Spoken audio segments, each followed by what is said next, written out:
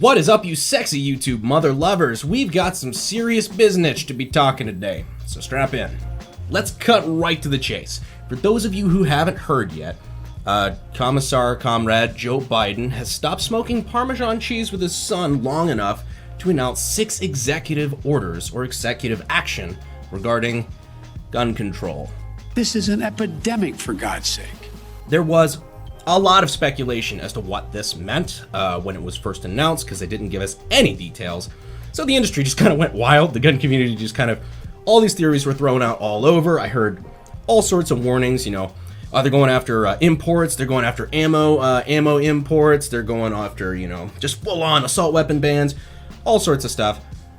What actually happened is interesting. It's not as bad as we thought, but we need to be very careful with it. So we're going to go into detail as to each one of these executive actions. There are 6 of them.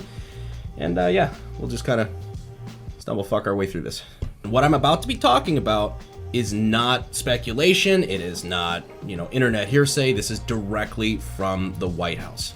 First up, the Justice Department within 30 days will issue a proposed rule to help stop the proliferation of ghost guns. We are experiencing a growing problem.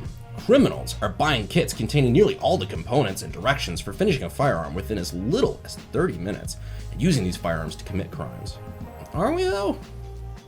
Is that really is that a problem? Has that been a problem? Pretty sure most guns that criminals use are either legally acquired or just stolen. Like, it's easier to scratch off a serial number than it is to make a ghost cat. Also, criminals usually aren't that bright. Has it happened before in the past? No, I'm sure a couple times. I just don't think this is the cause of American gun violence. When these firearms turn up at crime scenes, they often cannot be traced by law enforcement due to the lack of a serial number. I mean, depending on the state, a serial number is not always incredibly useful anyway. You see, the fallacy that a lot of this stuff works under is that people assume there is a gun registry in the United States. There isn't. When you buy from a gun store, you have to fill out a 4473. It includes a background check, you know, the NICS check. Basically, they're just making sure that you're not a felon, you're here legally, blah, blah, blah. But in most states, private transactions are perfectly legal. I can sell my gun to my cousin and not have to report that it was sold. And if a gun gets stolen, which, like I said, huge problem for the guns that actually show up in crime scenes, is the guy who stole it gonna report it as, you know, hey, I just wanted to let you know I stole this firearm and I just wanted to tell you I'm in possession of it. No, all it's going to tell you is who it originally belonged to before it was stolen, so that that poor bastard can get it back after it's been sitting in an evidence locker for 3 years. The Justice Department will issue a proposed rule to help stop the proliferation of these firearms. Really important thing to note for this video.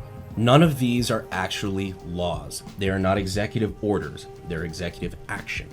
Basically, what they're doing is they're instructing the Justice Department to say, you have 30 days to make a rule about X, Y, and Z.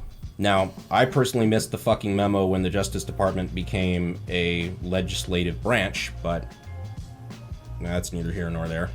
But yeah, it's pretty safe to say they're going to make some sort of move against these ghost gats, boo pews, whatever you'd like to call them. I'm not quite sure what that's going to look like, but I am pretty sure it's going to be completely useless.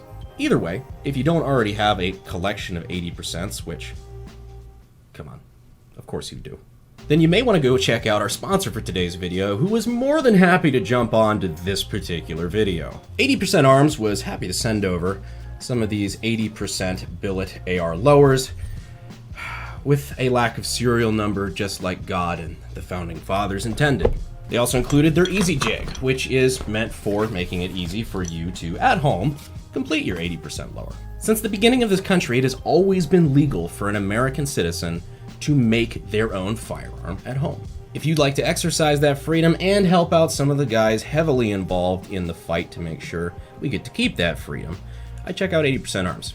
Especially since if you use the code AKGUY here on the screen, you get 7% off to you, and 3% of your purchase goes straight to the Firearm Policy Coalition to help fight this bullshit. Anyway, we'll get back to the video. Can't wait to complete this. We needed a new shot machine gun anyway. Moving on to the second executive action.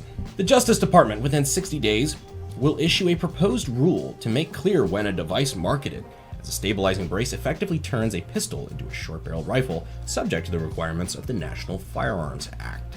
The good old NFA. Here's the fucking annoying part. The ATF has already made rulings about arm braces. They're not SBRs. Opinion letter after opinion letter, this has been an ongoing saga for like the last decade. But it usually just boils down to arm braces are not SBRs, as per the ATF. What our new commander-in-chief is basically doing is going back to them like a petulant child and asking them to re-roll the dice until he gets the answer he wants. The justification behind it is even more irritating. The alleged shooter in the Boulder tragedy last month appears to have used a pistol with an arm brace, which can make a firearm more stable and accurate while still being concealable. Is stable and accurate the benchmark that we're using for what makes a weapon dangerous now?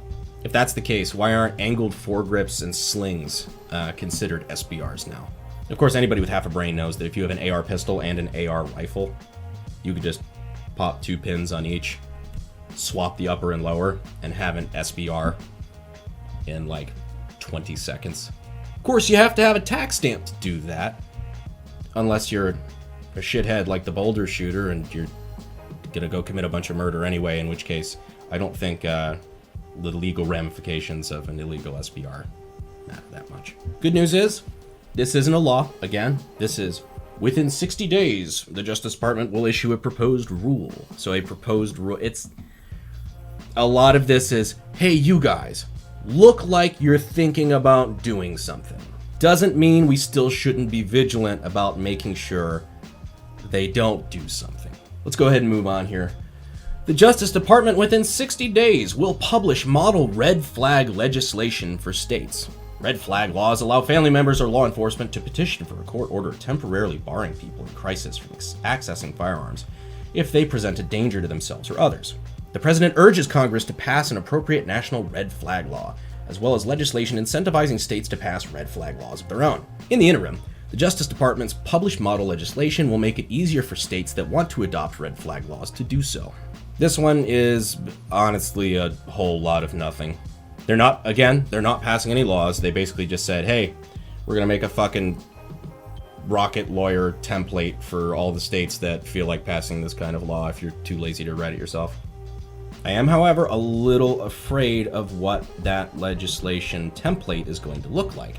Because if they publish one that's pretty aggressive, that's probably what a good quarter of the states are going to adopt.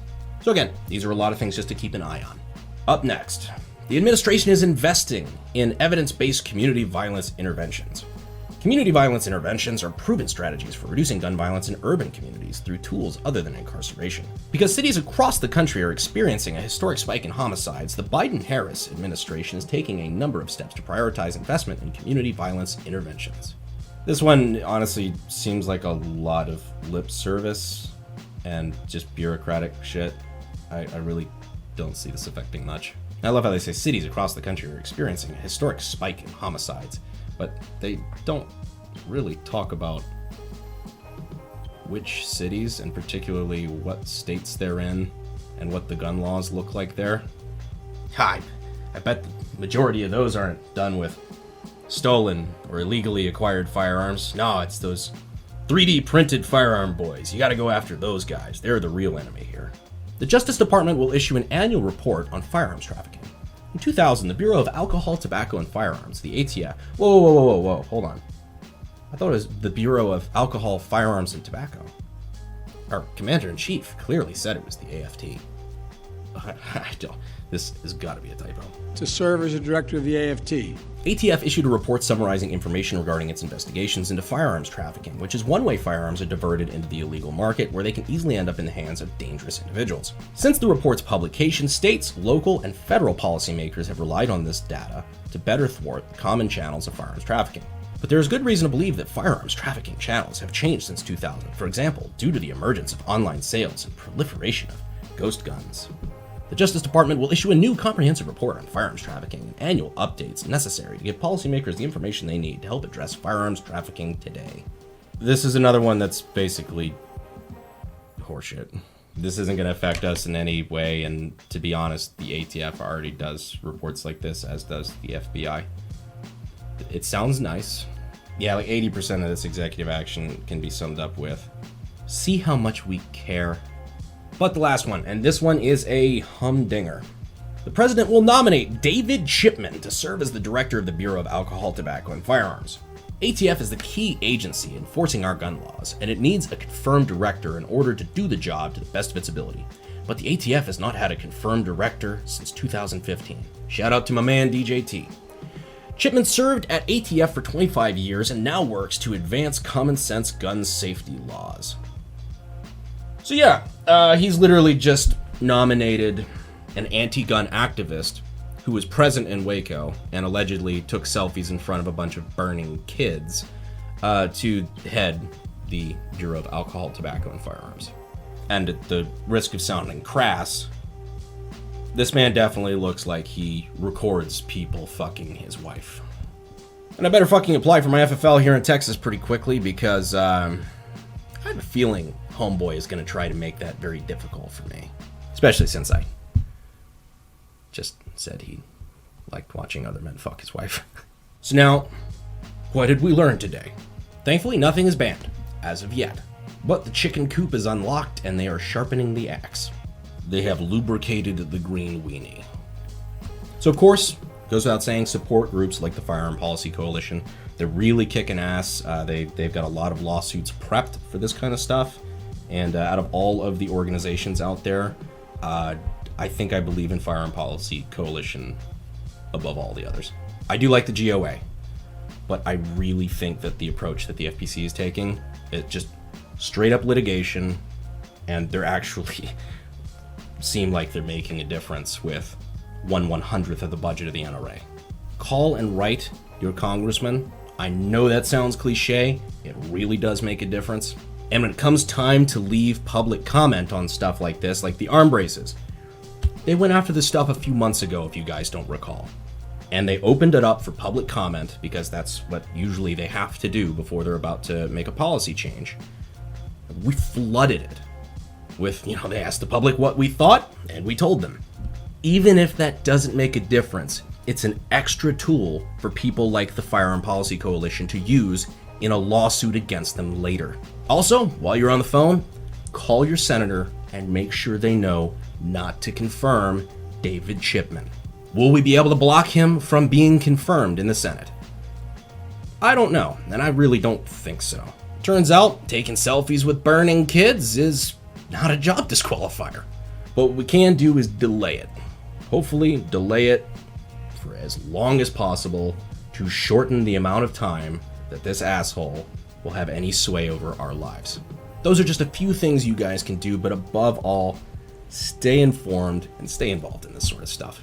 Now really isn't the time to be complacent.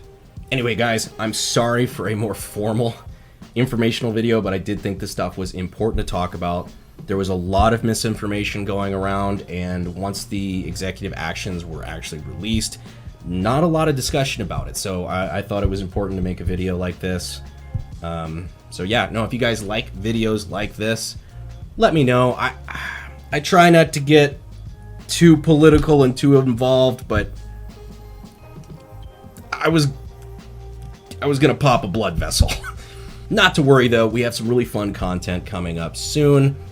I appreciate you guys' support, and as always, I will see you sexy YouTube mother lovers in the next video. Thanks, guys. Fuel is my obsession to make the perfect weapon, like Rasputin's rise to the top.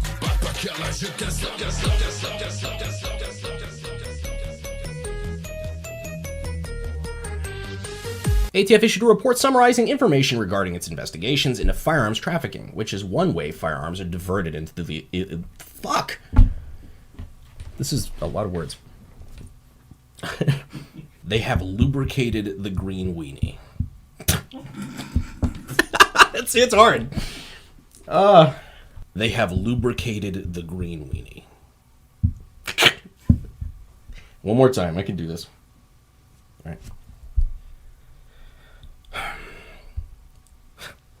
No, I can't.